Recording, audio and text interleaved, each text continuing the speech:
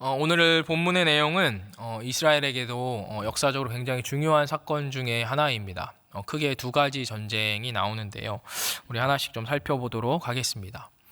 이스라엘은 굉장히 긴 40년이라는 시간 동안 광야에서 고난을 통해 철저하게 훈련을 받습니다.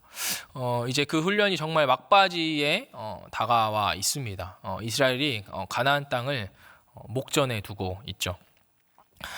가나안 땅으로 들어가기 위해서는 아모리를 지나는 것이 필수였습니다. 그래서 이스라엘이 이제 아모리에 사신을 보냅니다.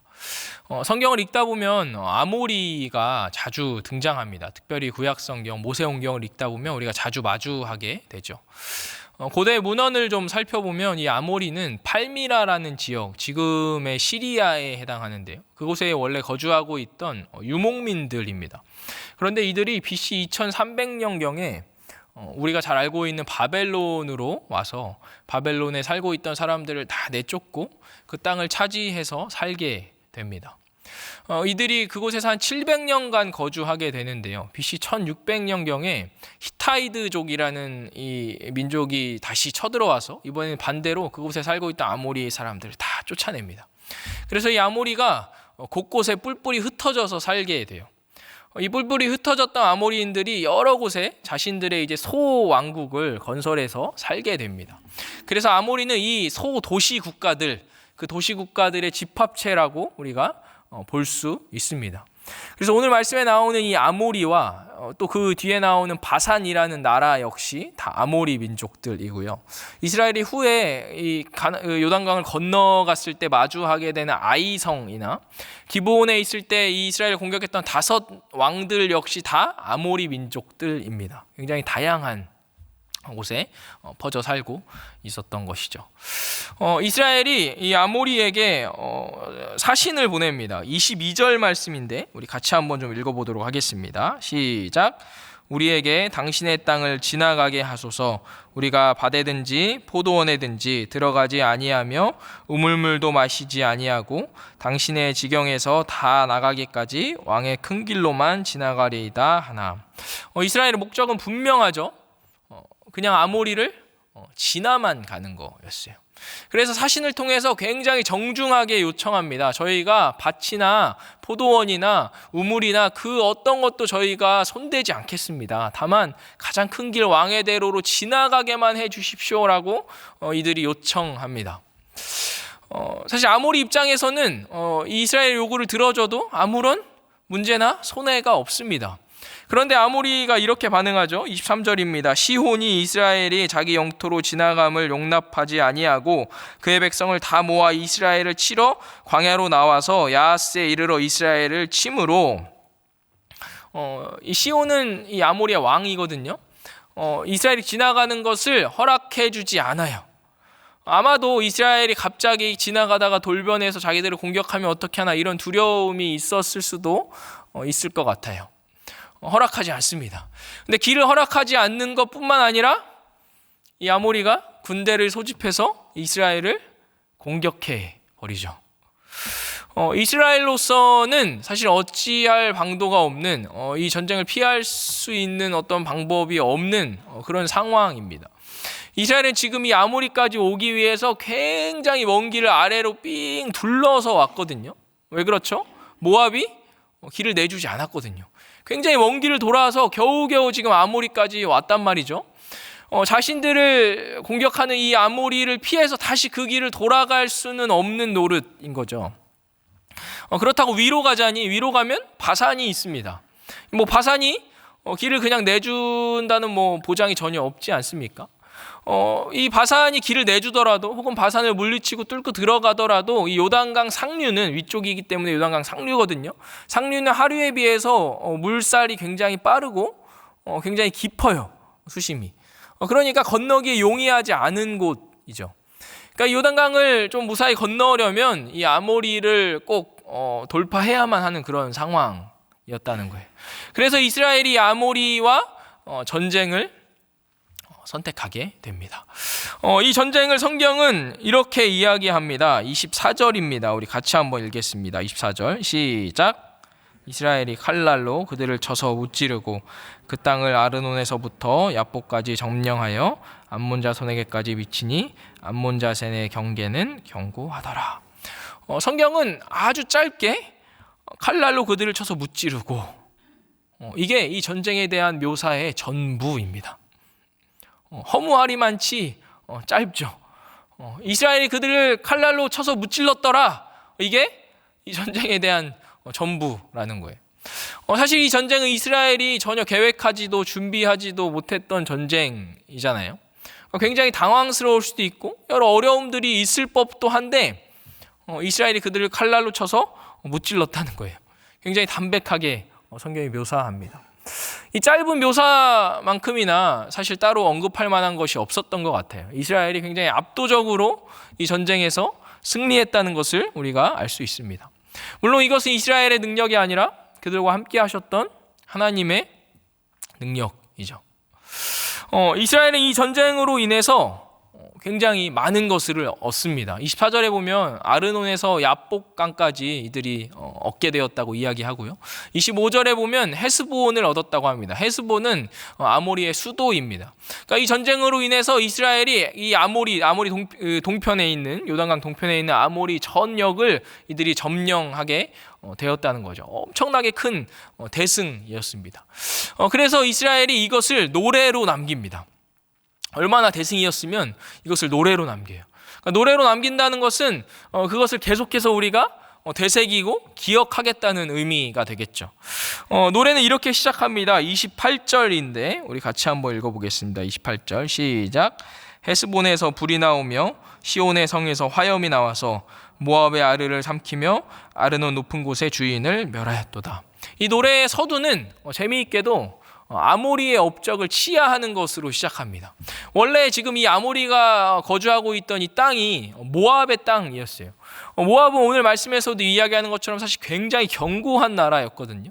그런데 그 견고한 나라를 이 아모리가 쳐서 무찌르고 그 땅을 차지했던 거예요. 그러니까 그 아모리가 대단했다는 거죠. 그런데 그 대단한 아모리를 이스라엘이 쳐서 무찌르고 그 땅을 빼앗았으니 이 이스라엘이 더 대단하다는 것을 오늘 말씀이 노래하고 있습니다. 자, 그런데 28절에 보면 28절이 뒷부분에 보면 조금 재미있는 표현이 있습니다. 뒤에 보면 아르논 높은 곳의 주인을 멸하였도다 이런 말이 있어요. 사실 이 아르논은 강 이름이에요. 이 아모리와 모압의 경계에 있는 강이거든요. 그래서 이 아르논은 모압을 의미해요. 아르논 주민 하면 모압 주민 이런 뜻을 갖고 있습니다. 자, 그런데 이 아르논의 높은 곳의 주인을 멸하였도다 이렇게 되어 있죠. 여기 높은 곳에 해당하는 히브리어를 보면 바마라는 단어인데 이 바마라는 단어는 높은 곳이라고 번역할 수도 있지만 산당이라고 번역할 수도 있습니다. 무엇이라고 번역하는 게 더 적절할까요? 사실 산당이라고 번역하면 산당의 주인, 그러니까 산당의 신을 벌하였다 이런 말이 되거든요. 여기는 사실 산당이라고 번역하는 것이 더 적절해 보입니다. 왜냐하면요, 29절에 보면 그모스의 백성이라는 말이 나오거든요. 그모스는 모압이 믿고 있던 우상 신입니다. 아모리가 그모스의 백성, 그모스를 멸하였다 이런 이야기를 하고 있는 것을 봐서는 사실 이 말씀은 산당이라고 번역하는 것이 더 적절하다는 거죠. 그렇다면 아모리가 모압의 신을 멸했다 이런 말이 됩니다. 그런데 그 아모리를 이스라엘이 무찔렀다라는 것은 결국에 무슨 의미가 되겠습니까? 이스라엘이 아모리의 신들을 무찔렀다 이런 말이 되는 것이죠. 성경에 보면 아모리는 굉장히 다양한 곳에 퍼져서 사는 민족이다 보니까 굉장히 다양한 우상들을 믿고 있었습니다. 여러 우상들이 있어요. 아모리에는 그 여러 우상들을 만군의 하나님 여호와께서 물리쳤음을 노래하는 것이 이 노래입니다. 그러니까 단순히 이스라엘의 어떤 능력을 노래하는 것이 아니라 하나님이 모든 신들의 신임을, 하나님만이 유일한 신이심을, 하나님의 전능하심을 이 노래가 노래하고 있는 것이죠. 이제 빨리 이스라엘이 좀 요단을 건넜으면 좋겠는데 오늘 말씀이 그렇게 이야기하고 있지 않습니다. 우리 33절인데 같이 좀 함께 읽겠습니다. 시작. 바산길로 올라가매 바산왕 옥이 그의 백성을 다 거느리고 나와서 그들을 맞아 에드레이에서 싸우려 하는지라. 사실 이스라엘은 이미 가나안 땅으로 가는 길을 확보했거든요. 굳이 바산으로 올라갈 필요가 없습니다. 그런데 이들이 그렇게 할 수밖에 없었던 이유가 사실 또 있습니다. 아까 말씀드렸지만 이 바산 역시 아모리거든요. 그러니까 이 바산이 자신들의 형제 나라의 패배를 그냥 가만히 두고 본다는 보장이 전혀 없는 거죠. 이스라엘이 그냥 요단강을 건너려 했을 때 이 바산이 내려와서 그 뒤를 치지 않는다는 보장이 없는 거죠. 그러니까 마음 편히 요단을 건너기 위해서는 이 바산을 좀 정리할 필요가 있었던 겁니다. 그래서 이스라엘이 바산을 치러 올라가고 아니나 다를까 역시 바산 역시 이스라엘을 공격하기 위해서 내려옵니다. 이 바산과의 전쟁을 앞두고 있는 이스라엘에게 하나님이 34절에서 이렇게 말씀하십니다. 같이 한번 읽어보겠습니다. 34절. 자, 시작. 여호와께서 모세에게 이르시되 그를 두려워하지 말라. 내가 그와 그의 백성과 그의 땅을 내 손에 넘겼나니 너는 헤스본에 거주하던 아모리인의 왕 시온에게 행한 것 같이 그에게도 행할지니라. 하나님이 전쟁을 앞둔 이스라엘에게 두려워하지 말라고 말씀하십니다. 여러분 한번 생각해 보십시오. 여러분이 전쟁에 나가는 군인들입니다. 전쟁을 앞둔 시민들입니다. 여러분 두려워하지 말라고 한다고 해서 두렵지 않을 수 있을까요? 여러분 전쟁은 굉장히 두려운 일입니다. 두렵지 않은 전쟁이란 있을 수 없어요. 아무리 압도적인 전쟁이라고 할지라도 언제든지 나나 가족이 죽거나 크게 다칠 수 있는 것이 전쟁 아닙니까? 죽음이 늘 내 바로 곁에서 도사리고 있는 게 전쟁이에요. 그런데 어떻게 두렵지 말라고 한다고 해서 두렵지 않을 수가 있겠습니까? 신명기에 보면 이 이스라엘이 지금 싸울 바산과 옥에 대한 묘사가 있는데요. 이 바산왕 옥이 굉장히 큰 철 침대를 갖고 있다고 이야기합니다. 철이 귀한 시대인데 침대가 철로 되었다는 것은 이 바산이라는 나라가 옥이 굉장히 경제적으로 부유했다는 것을 우리가 알 수 있습니다. 그 침대의 크기가 어떻게 되냐면요, 길이가 4m고요, 폭이 1.8m예요. 어마어마하게 크죠. 그래서 성경학자들은 이 바산과 옥이 고대의 거인 종족이 아니었겠는가라고 추측합니다. 그들이 거인이었든 아니면 거인이 잘 만큼 큰 침대를 가지고 있을 만큼 부유했던 둘 중에 무엇이든 간에 그들과 싸우는 것은 굉장히 부담스럽고 두려운 일인 거죠. 이스라엘에게 하나님께서 이렇게 말씀하세요. 두려워하지 말라. 내가 그들을 이미 내 손에 넘겼다라고 말씀하시죠. 무슨 말입니까? 하나님께서 이미 그들을 이스라엘 손에 넘겼다는 거예요. 이미 이스라엘에게 승리를 주셨다는 거예요. 아직 전쟁을 시작하지도 않은 이스라엘에게 너희가 이미 이겼다. 이미 네가 저들을 물리쳤다. 두려워하지 말라라고 하나님이 이스라엘에게 말씀하고 계십니다. 하나님의 이 말씀만큼이나 이 전쟁 역시 아주 손쉽게 끝납니다. 이스라엘이 압도적으로 이 전쟁에서 승리합니다. 이스라엘은 이 두 전쟁으로 인해서 계획에도 없던 이 두 전쟁으로 인해서 굉장히 많은 것을 얻게 됩니다. 광활한 땅을, 비옥한 땅을 얻게 되고요. 그래서 후에 이스라엘 두 지파와 반지파가 2.5지파가 이 땅에서 거주하면서 살게 됩니다. 사실 이스라엘이 얻었던 가장 큰 승리는 이 전쟁으로 인해서 후에 요단강을 건너서 전쟁을 할 때 가나안에 있던 사람들이 이 두 전쟁으로 인해서 이스라엘을 두려워하게 됩니다. 이스라엘과 함께하는 신이 두려운 신이구나, 무서운 신이구나 라는 것을 이 가나안 주민들이 다 알게 된다는 거예요. 굉장히 큰 수확을 이스라엘이 이 전쟁으로 얻게 됩니다. 여러분 이 말씀이 우리에게 무슨 의미가 있을까요?